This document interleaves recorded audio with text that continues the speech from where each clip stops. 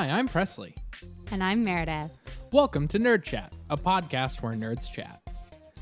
Today we are chatting about something very exciting. It's a brand new show on Netflix. Mare has been talking my ear off about it, kind of to the point of annoyance a little bit. I literally have been harassing Presley in my frantic plea to get us a podcast episode about it. So I conceded, and we watched the full show, and we both really liked it.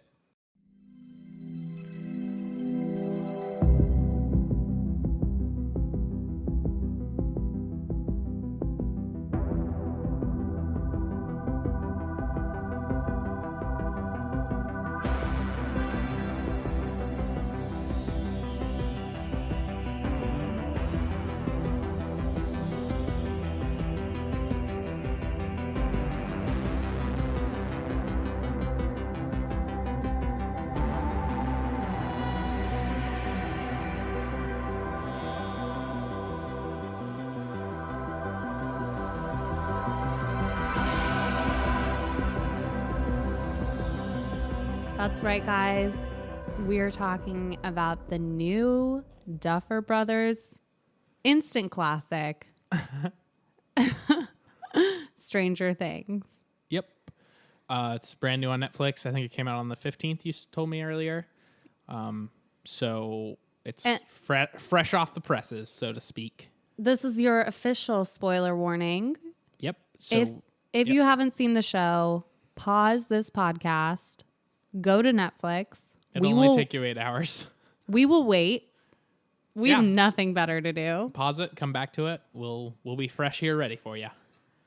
So welcome back. And you're welcome for that excellent recommendation. Hope it wasn't too scary. Was it too scary for you? No. Like I've said before, that I'm a little afraid of scary things sometimes. I've gotten better in the last few years. And there were parts that I got like a little jittery at, and I definitely wanted to watch it in the daytime, but I could have watched it at night and been okay. It's not too scary. No, I didn't. Once I understood what was happening in the show, I was like, oh, it's not scary anymore. Yeah. I mean, unless you're really scared of like light bulbs flickering or like Man, electricity. if you are afraid of light bulbs flickering, like this is literally the worst show you could ever watch. Yeah, do not watch this show if you have a phobia surrounding any kind of lights. Yeah. But we're talking about Stranger Things. I watched it because Mare forced me to watch it. True. And I watched it because I am literally obsessed with Winona Ryder. Which I find to be fascinating. I did not know really anything about Winona. After the first episode, I looked up kind of everyone's filmography, as you do when you see like an actor and actress that you're curious about. And the only thing that I recognized her from was Edward Scissorhands. But you are a Winona fanatic. Yes, I am. I think there's a word for us, but I don't know what it is. I definitely know that you always like want to say Winona forever because like Winona forever. It's a thing. So why do you love her so much? So for those of you who, like Presley, were born in 1995 and apparently have never seen a movie from the 80s. I've seen tons of 80s things. I just haven't seen Winona Ryder specific movies. He's okay. She was like the angsty teen sort of it girl of the late 80s and early 90s. She got her start in Beetlejuice. She was in Edward Scissorhands. She was in Dracula, Little Women. Like, she had Academy Award nominations. Like, she was dated Johnny Depp and everyone. Like, she was the it girl of Hollywood for this time period. She was doing all right. In Reality Bites, oh, it's so good. That's like, I think it's Ben Stiller's directorial debut. And it's about like being like a young adult in the 90s. And it's just so good. Anyway, then in the mid 90s, Winona had a precipitous fall from grace when she went into Saks Fifth Avenue in New York City and stole like tens of thousands of dollars worth of clothes. Like the video's on YouTube, but basically she just like stuffs all the clothes under her jacket and walks out, and they immediately arrested her and she went to jail. And she really has not been in anything. She was in like Star Trek. Which Star Trek was she in? The reboot. The first one. Oh, she was Spock's mom, wasn't she? Yeah. But now I that's see like the face. That's like the last time that we've heard anything from Winona. Yep. I mean, well, in '99 she did Girl Interrupted, such a good movie. But okay, I know that this is a lot of information about Winona. We're here to talk about Stranger Things, but what I was explaining to Presso earlier is like one of the most awesome things about this show, Stranger Things, is that it is a huge dose of 80s nostalgia. A lot of 80s nostalgia. It's almost like going back in time. And in another way, it's like such a great homage to so many of the things that we love about the 80s. And so I just think it was like a really smart casting move on their part to go to the queen of 80s movies, like indie kind of thriller 80s movies. And so I mean, to be fair, Winona plays a good role. I wouldn't say she, for me, is worth the price of admission, but like her character is a very important, good character. And I think she plays it really well. She's clearly a good actress. Well, technically, it was free if you already pay for Netflix. So well, you know, it's just that's a little harsh. Yeah, so that's what I want to get started talking about is like it's impossible to watch this show and to not be reminded of so many great things from your past and your childhood. Even if I was born in 1991, Presley was born in 1995. We did not grow up in the 80s. But I mean, I love the 80s. MacGyver is probably my favorite TV show of all time, and that is an 80s seminal television show. There's so many classic 80s movies that we all grew up watching. Like, very true. Even today, I'm sure kids are watching E.T., and I'm sure it holds up. Believe it or not, that was on my list of course 80s things. It's because this harkens back to E.T. in like 1,000 different ways.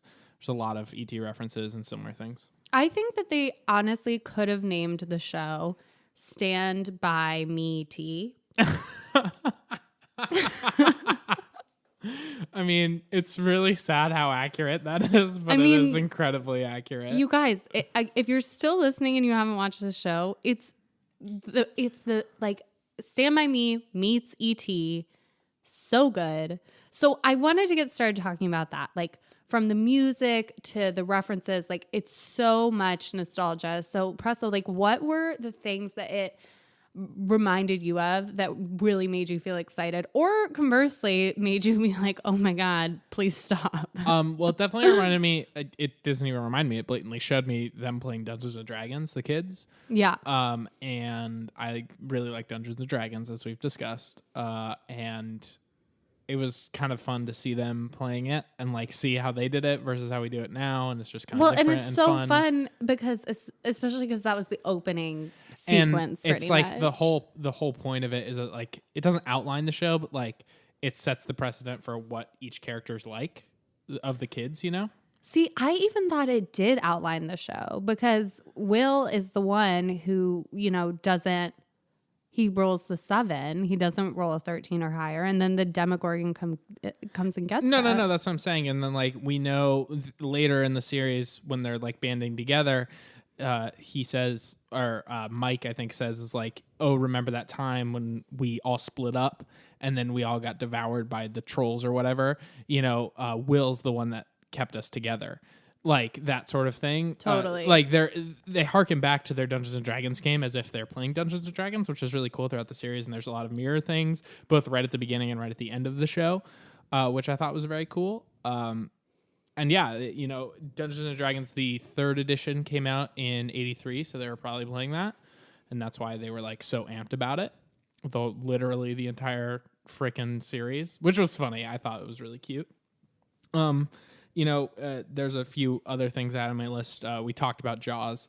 There's a lot of references to it, as well as the fact that, like, we talked about how the monster is very much like the shark Bruce in Jaws, where, like, he's really subtle and you never really quite get a good look at him until, like, right at the very end. Atari 2600 really got me going. Right at the end, they talk about it. It was a minor thing, but I really, really liked it. I also got the music is so 80s to me. Oh, Like, it's so good. the only more 80s thing I can think of is the MacGyver theme song. But that's just because that's what I associate with the 80s. It doesn't matter. I love the heavy synth. Yeah, it's all coming synth. in. Oh, But it's like really so well done. good. The music is phenomenal. Well, and the heard our music. theme. So Presley is not, as we've already talked about on this podcast, he is not into scary movies. He doesn't like. Do you like creepy things in general? I do. I mean, I gotta say, I'm way more into scary video games than I am to movies. Like, I can play a scary video game and be okay. There's for whatever reason, scary movies get me in a different way. And there were definitely scary moments in the show, and like points where I jumped and points where I wanted to turn it off. But I knew I had to keep watching it, or else my sister would murder me because we weren't going to do the podcast about it. But on scariness, I would not give it like a 10. Well, the reason I brought that up is because the music is so reminiscent of this composer named John Carpenter, Right. who did I've heard of Halloween. some of his music. Yep. And I think The Thing, like really that classic 80s horror music that they're drawing from. Yeah, the only thing it was missing in terms of like the horror things, like the horror tropes, was the like screechy violin, like the like that sort of thing. I apologize to the people listening with headphones. That was probably terrible for you to hear. But I know yeah. it was terrible for me to hear. Have you seen Stand By Me? Oh yeah. Little So baby Will Wheaton. All about that Will Wheaton life. so good. Their dynamic reminded me so much Yep. of Stand By Me. They each like fell into their different like archetypal characters, so to speak. Like in this show, you have like the really kind of weird, goofy, kind of like chubby, food-oriented kid. That's Dustin. You have like the leader, dungeon master, sort of has his shit together as Mike. You have the like reluctant, kind of like skeptical kid as Lucas. And then I don't know who Will is into that archetypal system, but he's kind of like the fourth one. and then you have the outsider who's 11, like the person that was never meant to be there but ends up becoming part of the fray. I feel like Will is the one who kind of like motivates the action. Yeah. He's like what's that character's name in The Hangover? The groom? Doug, exactly. He's the Doug of the group. Sorry to mix metaphors there. No, but it's true. Yeah, because like he's really not present for 95% of the show, but like he's the only reason the show is happening. Exactly. So when I was researching about this show, A, because I'm a nerd, and B, because I was prepping for this podcast, I read that when they were auditioning kids, Did he perform the worst? No. Oh, okay. Sorry, go ahead. So harsh. I don't know. Like he could have been like the kid that fit in well, but didn't have the strongest acting chops. No, they made them read lines from Stand By Me. Oh, really? To get the banter does not surprise right. me. That's really interesting, but and they that also, kind of bickering thing works really well. the creators, the Duffer Brothers, I read an interview with them, and they also said that like there weren't like 5 Wills and like 3 Dustins. Like they searched more than 1,000 kids to find these specific kids. The they kid would have the casting right- was very good, I thought. They all had such good chemistry. I thought all the casting was actually... I was just about to say I have zero problem with any of the cast members. I thought they were all really well done. And so I think I know that you've seen the Goonies, right? I love the Goonies. Are you kidding me? So did you not get a lot of Goonies vibes from this? I did. My favorite character in the Goonies is Short Round. Yeah. He's not called that in the Goonies, but the kid with the traps. There were definitely things about it. It wasn't quite the same. I thought of it more as Stand By Me than I did the Goonies personally. Yeah. But I definitely stuff like that. I got Goonies vibes for sure. Like they're not looking for treasure; they're looking for their friend. But it's that same. I don't know. It's that same heartwarming friendship and that adventure vibe. Like these kids that have always like been sitting around the table wanting adventures, suddenly like being thrust into it. I would agree. Like the real deal. Like there are no like parent barriers. It's like they're running from these like not totally sure who they are agents maybe. Oh, that was something I wanted to talk to you about.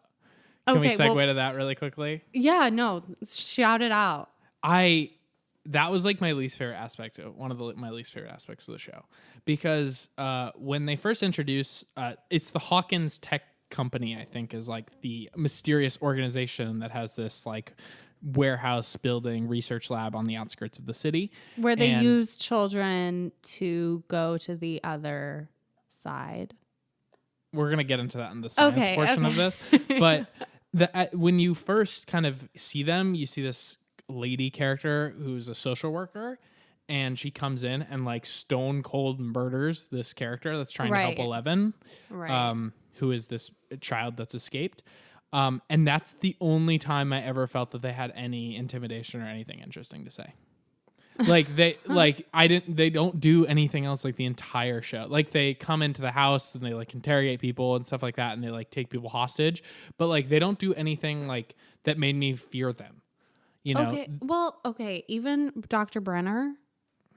No, what did he do that made you feel afraid? Like it was scary the way that he controlled 11 and the way that he manipulated that's fucked her. up. You can't just like kidnap children and shave their heads and use them for fucked up experiments. Well, he did not kidnap her. He was technically, or she was his daughter. But I don't think we confirm that he is actually her father. Okay, that's true. He was already messed up. Like he was part of MK Ultra, which was really messed up to begin with. Talk about 80s nostalgia. Oh yeah, and like come on, MK Ultra and communism were like two very very big threads. It's the Cold War. Yeah, Hello. it was very big. Like whenever anyone was suggesting any foul play or anything, they were like, "Do you think it's the Russians, or the communists?" and honestly, it probably was. But like, I don't know. They just didn't. I knew that they were never going to get any of the kids. I knew that they were never ever going to affect the plot in any way. So long. What? He gave me like the creepiest vibes. Every time he was on screen, I was disturbed. I like Dr. Brenner as a character. Like I thought he was scary. I just didn't find the general overarching organization a threat. That was my point. My worst nightmare is being submerged into that tank with him standing around me telling me all my friends are with me. No, fuck that. You can do that in your spare time. Have you ever done a sensory deprivation tank? That would be a good nerd chat episode. We're going to need to talk. We'll get into the sensory deprivation tanks in a little bit, but I do want to just point out that the evil secret organization in E.T. is similarly... No, they're the exact same thing. Yes. You know, like, it's one guy who's leading everything, the key guy, as I call him. Because mom was always really scared of the jangling keys when she was a kid, when she would watch that or when she was older. And so that's how I always learned it. But there's a key guy that like runs this whole thing that somehow can like do whatever they want to the people of this like town. Right. Right. And they follow him like absolutely. And that was sort of the same thing. Yeah. I would agree. So, but it reminded me while we're talking about E.T. So it's like so much reminding me of E.T. Like 11 basically is E.T. Yep. They just 100% pretty much grab. Except for she loves Legos instead of Reese's Pieces. Yeah. Yeah, that's a key distinction. But it reminded me of other Spielberg movies too. We talked about Jaws. We talked about E.T. Did you get Minority Report vibes? I know it's not 80s. Did I get Minority Report vibes? I mean, what vibes were you getting from Minority Report? Hello, precog in a tank. I mean, yeah, but it wasn't. No, I didn't get that. I can see where you're getting it from. It's just that was not what I ever thought of. I totally get that. There were also a ton of Stephen King references. A lot of them. A lot. So what do you know of Stephen King? Like, are you familiar with any of this stuff? Yeah, I've read a few of his books. I read The Stand, which I think is his best. I know the synopsis and the story of it, as well as Under the Dome and one more that I'm spacing on. But I know like his kind of style. I don't know it. Did it remind you of it? In touches. I have not seen the movie or fully read the book, but I know the plot in its entirety. Like I've read essentially its Wikipedia page. And yeah, there's this kind of like mysterious kind of omnipotent creature in a way that is not... I would say there's definitely just like more tonally, I think, is where that sort of plays in, and less like more direct theme pulls. Right. Does that make sense? Yeah, well, totally. It reminded me a lot directly of Carrie, which I don't think you've seen, but I saw the movie. Oh yeah, I always forget that Carrie is a Stephen King property. Yeah, I've seen Does Carrie. Does it remind you of And I've seen Carrie? Misery too. Oh, It not doesn't remind me similar. of. It doesn't remind. I'm just saying I remember that those two are Stephen Nice. King's. Yeah, but did you get Carrie vibes? I felt like 11 had a lot of Carrie vibes. Yeah, I mean the telekinetic sort of powers again. Yeah, and like the being isolated from like real life. yeah, by a kind of cruel overseer. Yeah, Exactly. definitely. Okay, I'm glad But that we're talking the one about thing it. that's different about Carrie is that Carrie is never accepted, whereas 11 is very much accepted. That's true. She doesn't get invited to the snowball. Yeah. Tragically, I don't think she's gonna make it. We don't know though. Yeah. They do leave that possibility open. They leave a lot of open doors, which I thought was very funny because I could not see a second season happening. Oh, it's happening. Really? Already? They've greenlit it? I think so, and I think it's not going to be an anthology either. I think they're continuing with this group. I might have made that I up. don't know how I feel about that, honestly. We can Okay. get more into it. We can get more into it. I'm not quite done with. Have you seen? So I thought like the biggest influences were like the Stevens. It's like Steven Spielberg, Stephen King. I mean, they steal a lot from, especially Spielberg, I would say. There's, the E.T. thing is very, very tied. The Jaws thing is very, very tied. Anyway, a lot of great references. I actually found this article on Vulture. Okay. And it's titled "A Stranger Things Glossary: Every Major Film Reference in the Show from A to Z." Yeah, give me a quick overview of that. We've talked about a lot of them. Some ones that we didn't talk about were Alien, Altered States, Close Encounters, Empire Strikes Back. I could see that. A ton of stuff. The Evil Dead, Firestarter is one that I read a lot Oh, about. they straight up reference Evil Dead in the show. They have a poster up. And they say like, "Oh, is that appropriate? Remember his dad?" Yeah. Yeah. And so, but I thought, so check out the article online, guys. It is cool if you're into the show to see different things that they've taken from and reference, because they really are celebrating a whole genre and type of film that doesn't get made as much anymore. But I thought they actually left out a lot of stuff. Yeah, there's definitely more that they could have done with it. And I think a lot of the stuff that we would say like they left out is stuff that like doesn't like we were talking before we started recording about some of like the alien based movies like Close Encounters and those sort of things where it's like very alien heavy. And there are no aliens in this, even though you think of 11 as an alien-esque personality. And I think that's why they shied away from them. I think we don't know that she's not an alien for sure. But I feel that way about everyone. I feel yeah, you think that of your own brother, so I don't know if that really I think that about Winona for sure. She's not from this planet. But okay, so I definitely got Twin Peaks vibes. Oh yeah. Huge, especially at the funeral. A lot of, I mean, just like it was very like melodramatic, and that was giving me a lot of Twin Peaks vibes. A lot of John Hughes vibes too, especially the soundtrack. I don't see that at all. Well, that's because you haven't seen Pretty in Pink. The closest I come to John Hughes things is in Uncle Buck, Maisie like being with the guy that she kind of does and doesn't really like, and him like being way hypersexualized and trying to get into her pants with Steve and Nancy. That's like the closest I come to a Steve. Right. Well, exactly. And in Pretty in Pink, Andy, the main character, has her best friend who's like this nerdy guy named Ducky, and then like the hot popular guy who she ends up with. And like throughout the movie, you're kind of like rooting for Ducky, just like you're kind of rooting for Will's brother in this. Yeah. But she ends up with fucking Steve. Anyway. I mean, I actually would have. I preferred the way they ended it with that, because so often is the case of like the underdog kind of gets the girl, but like there was a level of attraction that was happening, and there was definitely a level of care that was happening between their two characters.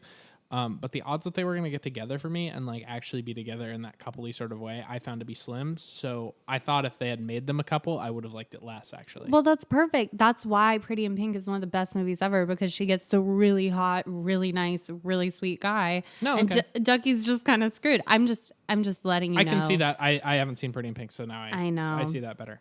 Well, okay, so guys, I feel like that really sums up all the nostalgia that I was feeling. Okay, so Mer, we've talked a lot about kind of the vibes, nostalgia, whatnot of the show. Can we get a little bit deeper into the nitty gritty, what you thought about various characters, episodes, whatnot? Yeah, I would love to do that. I would also love to spend my entire life talking about 80s nostalgia. I pretty much do that. You know, like when I go to the club, I try to make sure it's 80s night. But yeah, I'm happy to go back to 2016 if that's what you're interested in. Okay, so I want to know your favorite character, but we have two branching paths. We have the favorite adult character, adult teen, I'll call it, because I would consider like Nancy, Steve. What's Will's brother's name? I wrote it down. Hang on. Will's brother? No, that's Jonathan. Okay, Jonathan. I think of them as the adult, Right. kind of. Okay. Or you could lump the teens into the kids, and then the kids are obviously like Mike and Will and Lucas and Dustin and 11. So favorite of those two genres or sections, you know what I mean? Okay, favorite kid. I really did love Mike. Yeah, he was a good character. He was like really solid. He was a great character, and I especially love at the end how he asked out 11 to the snowball. Yeah, I think he was cute. I loved everything that he taught her about friendship. I would want to be his friend. He seems like a really great friend, actually. All of them, like Lucas seems a little bit explosive to me, but other than that, like they have this ritual about like if you are the person to quote unquote throw the first punch, you got to shake. Like you have to offer up the apology. And there's like this kind of glue. These friendship rules, and they even like adhere to the fact that like you can only have one best friend, and like they get that it's okay. Like they talk about how Mike and Lucas are best friends, even though Dustin came along, because like Lucas was around first, and they were next door neighbors, and like it's okay with him that he is not Mike's best friend. And I just think it's interesting. This is why you should always be friends with nerds, because we take it really seriously. We write the rules. So that's your favorite kid character? Favorite kid character. And then I loved a lot of the adult characters. Yeah, they have a lot of really good ones. Shout out to Hopper for being like one of the coolest characters I've seen in a long time. Mm-hmm. I loved Nancy. I thought she was a great new actress to watch. Yeah, it'll be interesting to see what she does next. It was a very compelling performance. But for me, obviously... Yeah, we know your answer. It's not even a good question. And I just like to specifically reference any time that she was trying to explain to people that she was not crazy. Yeah. By clutching Christmas lights and saying that they were communicating with her. I related to that on a lot of different levels. I thought it was a beautiful performance. No, she did a great job. I know that the trope of like worried mom can be like quite played out. And so at first I was a little bit nervous, like the first couple episodes, because I didn't want that to be the only thing that she brought to the table. And I thought it was a very compelling performance. Like she brought a lot of dynamic things to it. I agree.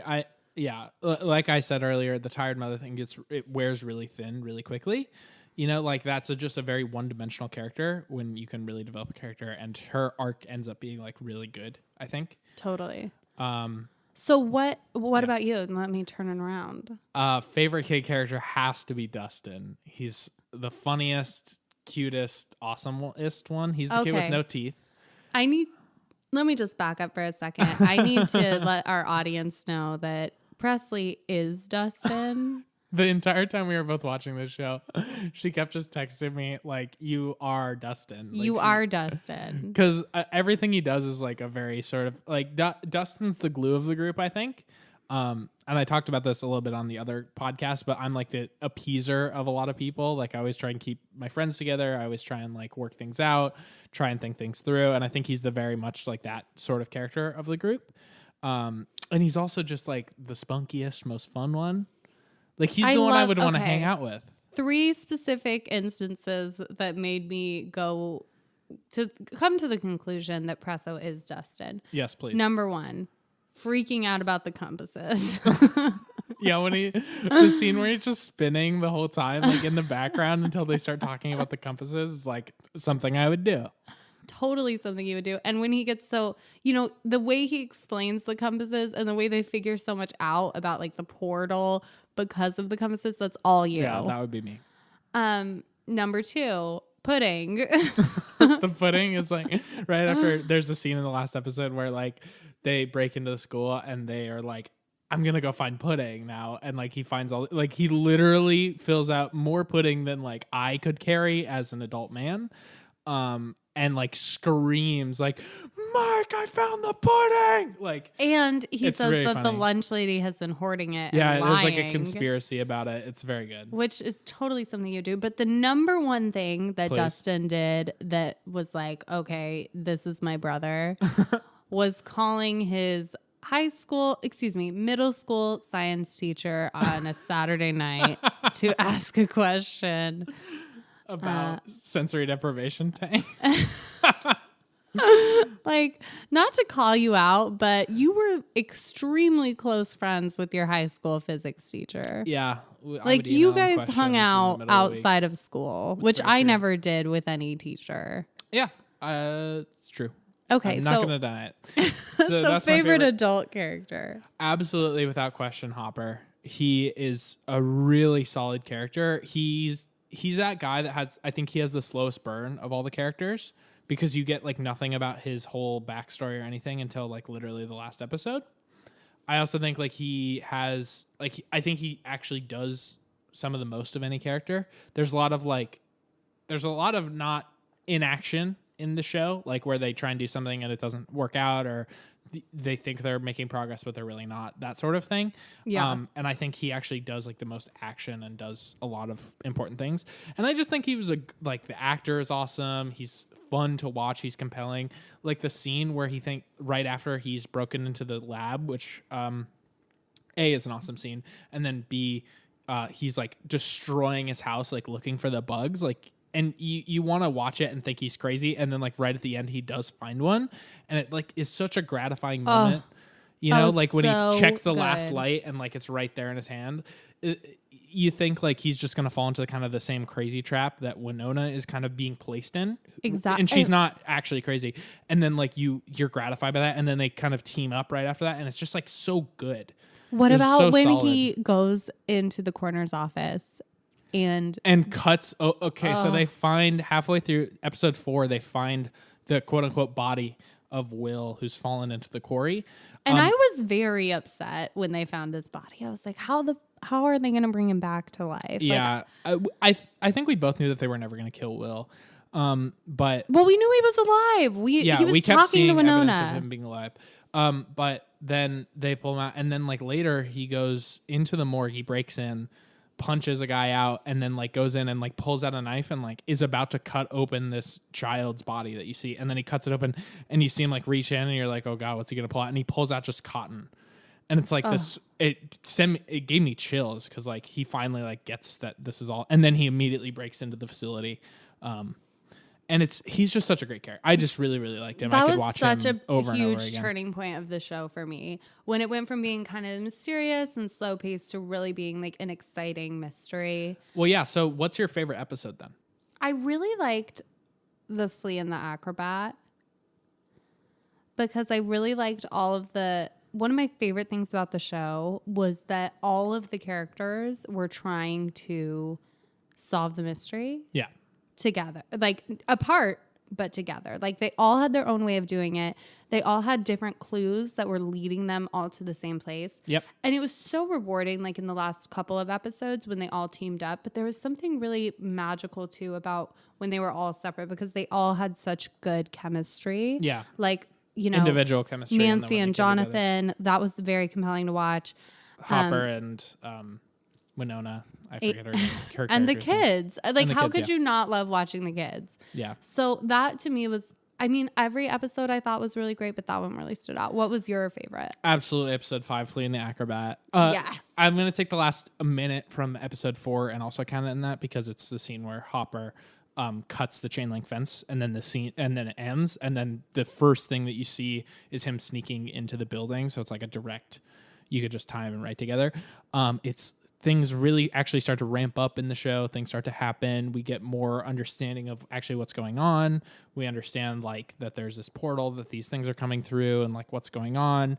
And it's just like, it started really actually compelling me. Like the first 4 episodes, I was like still kind of take it or leave it a little bit because not much had happened in the show. About halfway through episode 4, I was like, okay, I'm starting to get into this. But after episode 5, if I didn't finish the show, I would have like died. It just got very, very good at the end of episode 5. But yeah. Who is your least favorite character? I talked about how I didn't super love the kind of villainous the overarching villain of Hawkins' Power and Light, right? Which is this mysterious laboratory. But I thought their main villain was very, very good. So I'm going to say my least favorite character was actually Steve. Yeah. He was so boring to me. Like he was a little compelling in the first like 2 episodes or something because him and Nancy had this kind of interesting relationship where it was like he was this really hot guy that everyone wants and she's the really like hot perfect girl, you know, and so it's like the logical that they're gonna date. And then he just stayed that route the whole time, and he didn't really evolve even in like the last episode or 2 when like he actually kind of joins the fray and like shows up unexpectedly and actually helps them like affect the monster. He still did the exact same stuff and was the exact same character in the end, and I just didn't like that. There was no development for him at all for me. Yeah. What about you? I don't know that I had a least favorite character. I liked them all. That's fine. You know, Steve obviously was a little boring. We didn't shout out Barb, who really was an awesome character. I felt so bad. I texted. So Barb is like that one of I guess 5 people that get killed by the monster, and she's like the least deserving of it of all of them. It's like the saddest death ever. She's like the moral center, and like no one even looks for her after a while. Like no one acknowledges the fact that she's missing. Everyone just says she's run away. Where like Will is like certain to be missing, even though they found the body, they still think he's missing. I felt bad for Barb, but she was a good character. I wouldn't rank her as my worst character. I'd rank her as the least, like most underrated character. So okay, I'd like to switch gears really quick and get into the science. Okay. Get into because we're nerds. Obviously, in a science fiction show, we're going to be talking about the science fiction aspect to it. Yep. And I just want to preface this by saying that I think it was really cool that all of our understanding of the upside down is taken through the lens of the kids. Yeah. I would agree. Everything we know about it is based on their conversation with their science teacher, you know, which is very like boiled down to like what they can understand. Yeah, it's all analogies and easy to parse stuff. And also their fantasy understanding, you know, like they know, what do they call it? Like the shadow the Demagorgon. realm. No. The what did they call the upside down? The shadow realm or something like that. Yeah, it's not the shadow realm. It's like the shadow region, the shadow world, or something like that. Something like that. It's an official Dungeons and Dragons thing. I just don't know it. But we never really get beyond that for the understanding. There's no like real explanation of what it is and what's going on. So yeah, I would, as a close watcher and a science fan, I would say that there's a little bit more than just the kids, because there's a few flashbacks with Eleven and her dad that kind of reveal a little bit. But you're right that like 95% of everything that we know is really told through the kids, which is cool. What are your questions for me in terms of science? Because I know you had questions for me. I do have questions for you. So go ahead with some of those. So the idea of multiple simultaneous universes is not new to me. It's something that I like to conceptualize because if you guys needed a reminder, we are nerds. So that to me was not, it was easy to understand. And I also understand like if there's a lot of energy, it could create a portal to one of these other dimensions. Okay. I don't know the science of that well, but like that's the most science fiction-y thing, I think. because like if you think about things like the Big Bang and the explosion of a star, stuff like that, like those don't actively rip holes in the universe that we know of. Like the closest thing that we have to ripping a hole in the universe is a black hole, because it like physically alters time and space around it. And those are like the highest forms of energy that we know about. And they don't do it. So like the odds that we could like ever harness the amount of energy to create a portal are like, it's not ever going to happen. Right. Well, okay, but it's science fiction, so like that was fine with me. Like, no. The way they conceptualize it and the idea of like needing so much power and gravity and force to create this portal is a sound one, and I really actually like the way that they kind of conceptualize on the show, because you see a flashback where they're trying to get 11 to find this person for like Soviet espionage. It's never explained why she's finding it, but she can like search for people in this like ethereal space when she's in the sensory deprivation tank. And when she's in there, she finds this creature, and the creature doesn't really see her and know she exists or anything like that. But then she pokes the creature, and all of a sudden everything goes to shit, and the portal opens, and all these things happen. And I kind of like the way that they showed that is like,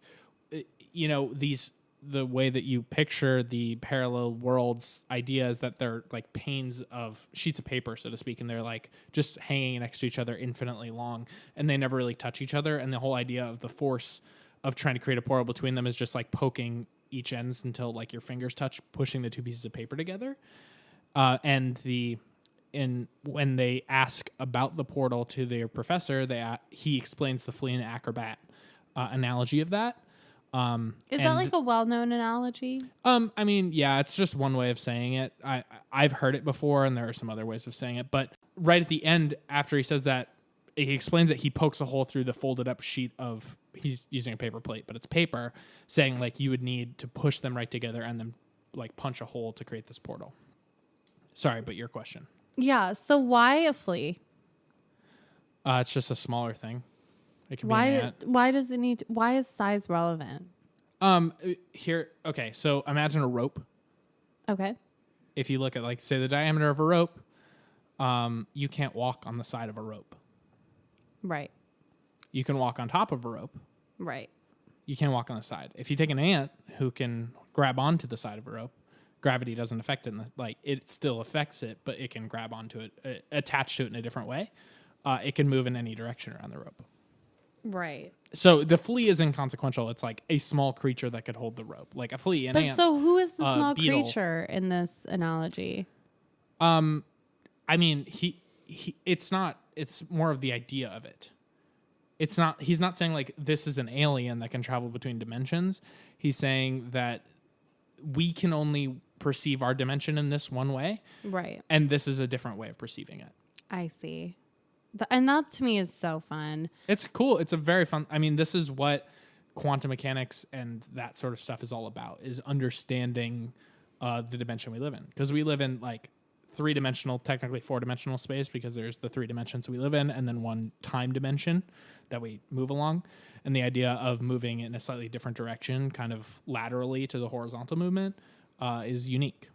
So overall, you felt like this. Were there any like things about the science that you wanted to like point out or draw attention to? Yeah, I didn't.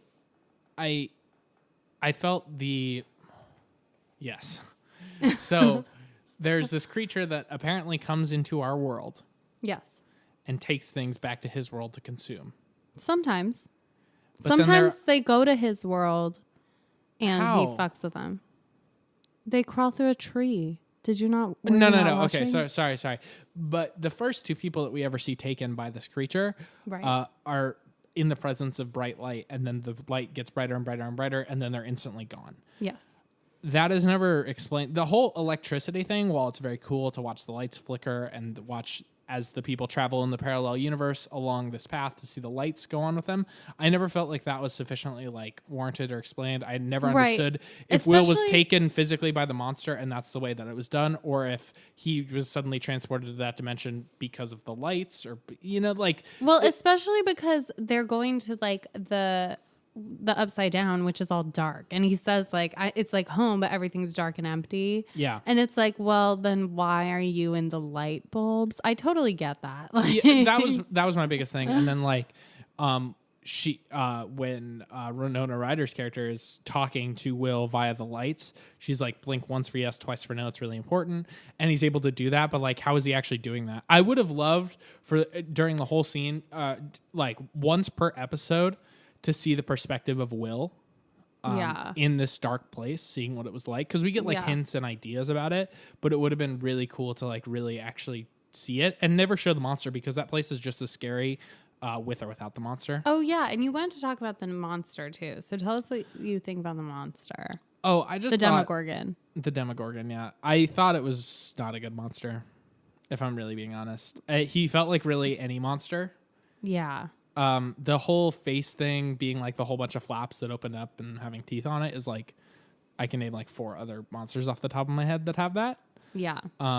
And him being like this long, lanky creature at the same time, like not, I just didn't feel like the monster was that unique. You could have done like a very kind of interesting, different monster. I don't know what that would have been. Or maybe not shown the monster and let it be a little more suspenseful. I feel like my mind would have made something up scarier than yeah, I just don't know how you do a lot of some of the scenes that they're doing, especially when they're like fighting it without showing the monster. Totally. But by the end of it, it's, the monster was underwhelming to me. That was one of the biggest upsets for me in the whole show, was just finally kind of seeing the monster and being like, oh, that's the same monster I've seen in 4 other places.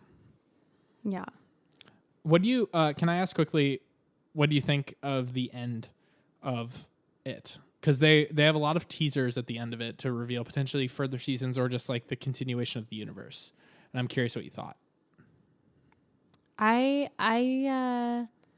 I hope that 11 is getting those Eggos, you know? I'm not clear on the exact mechanics. Like, that was something about the end that kind of bothered me, is it's like, where did she go? I mean, there were no mechanics to it. Exactly. It was like, just it didn't make sense with like the logic that they had already set up. And one of the things, I'm going to say this right out, the ending was not a surprise to me at all. I could have written an envelope to you and sent it to you 3 days ago saying 11 will sacrifice herself to either close the portal or defeat the monster. And like they'll be having Christmas dinner. Like, I couldn't have predicted that, but like, I for sure predicted that. I didn't know that he was gonna leave the Christmas dinner in the middle of it to go vomit a slug, but I did know that he was going to be safe.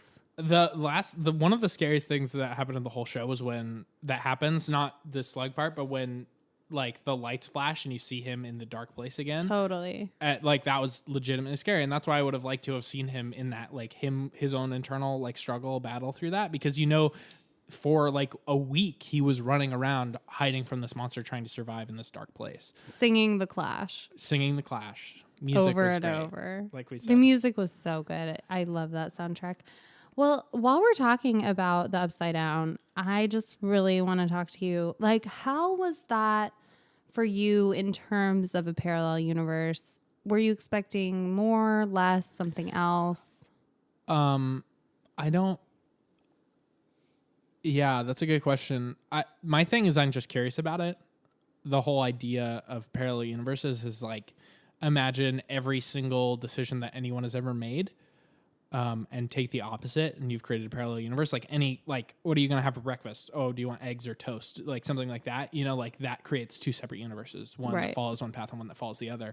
And I would be so curious to see how that world came about, like what ended, like how that existed, where the monster, like stuff that I know I'm never going to know the answers to. But I thought it was interesting. I've never seen I've seen parallel universes where like, you know, the evil people are good and stuff like that.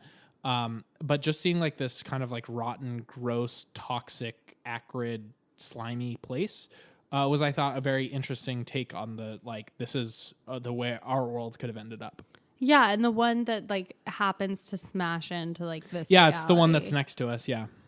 Yeah, I thought that was very interesting. Or maybe not physically next to us, but like that's where the portal Well, it's the went. one that we got to, right? Which means that it has some tie to us. That's the common like idea. Like they explore it in Fringe. There's a very parallel universe thing that happens a lot. Yeah. And the whole idea is like there are millions of parallel universes, and it's just these 2 that ended up crashing together. Yeah, that's what's so crazy to me. So do you ever feel like, we're going to go a little deep here talking about the multiverse and all of its various iterations, but do you ever feel like you come into contact with a different universe? No. I said just a minute ago, I like the overarching idea of every single decision I make leads to a separate universe. Like without that one decision of what I'm going to have for breakfast, like every single decision could change your life in a very, very drastic way. And I kind of like to explore that in my own head sometimes of like, there's a Doctor Who episode about it. It's like, what if you what if you turn left instead of turning right, at this one critical juncture in your life? So it's interesting to see that because, in a very real way, it does create a parallel universe where like, if I had done that other thing, these things could have happened, and those kind of go down the what if track. And I would say that's the closest I've ever come. I cannot say I've ever bumped into a Demagorgon or anything like that. That's the thing is like, I constantly is an exaggeration. Often, maybe. I sometimes have had moments where I do feel like I'm seeing a different, like an alternate universe or glimpses of it. And I don't mean that necessarily literally. Like, I actually am like peering through the space-time continuum, which has ripped, and I'm seeing, like, physically, I'm not sure that that's true, but like, I'll meet someone who took a path I could have taken. Okay. And I'll talk to someone who did something I could have done.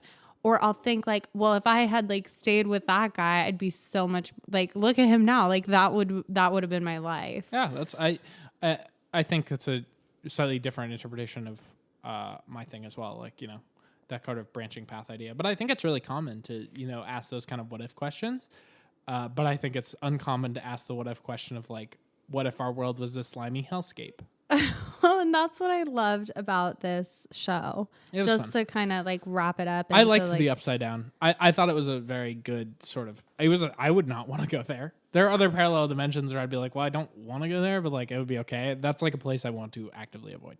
Well, yeah, but it's a place that really like teaches you about yourself, and I think as like a horror topic and like something that's meant to be scary. It is like really scary to think about, like how bad it could possibly get.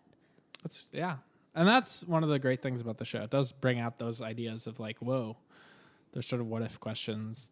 Was it extraterrestrial? Is it creatures from another dimension? Is it our own crazy brains that's creating this weird world? Which I like. So Stranger Things. What kind of parallel dimension would you want to go to? We know you wouldn't want to go to the upside down. Is there like, can you list some characteristics of the parallel dimension you would want to visit? Or are you just kind of like, no, like this dimension is fine? I mean, I would want to go to a dimension that's as stable as our current one. Our dimension is stable? You know what I mean? Like the dimension, the upside down is very much like a very not stable, like right there are no Demagorgons except for Donald Trump in our realm. Like I would like to see a world, like it would be interesting to see as a lover of the author Philip K. Dick. He writes this book called The Man in the High Castle, which is about if the Allied powers had lost World War II.